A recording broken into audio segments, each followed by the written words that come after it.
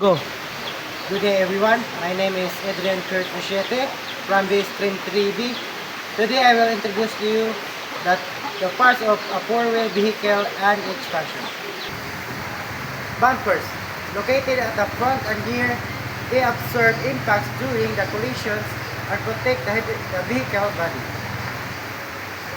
Hood, covers the engine compartment, allowing access for maintenance while contributing to the vehicle's aerodynamics. Doors provide entry and exit points for passengers and secure the interior when closed. Windows allow visibility for passengers and drivers. Some are tinted for privacy and UV protection. Tires provide grip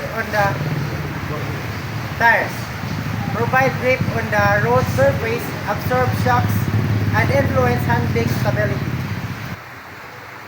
Side mirrors and rear mirrors enhance visibility and aid in safe lane changes and reversing. Grill allow air to flow into the engine compartment for cooling while protecting the radiator. Windshield protects occupants from wind, debris. Windshield protect occupants from wind, debris, and weather while providing visibility.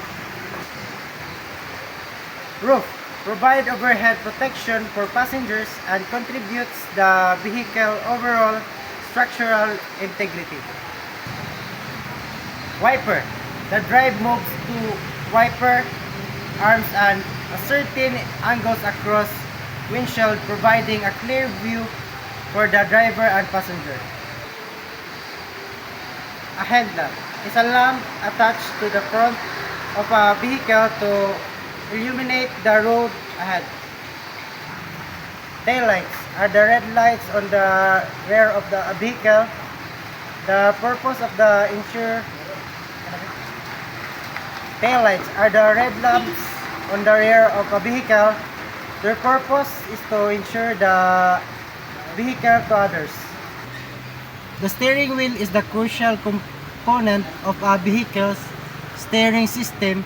It allows the drivers to control the direction of the vehicle by turning the front wheels.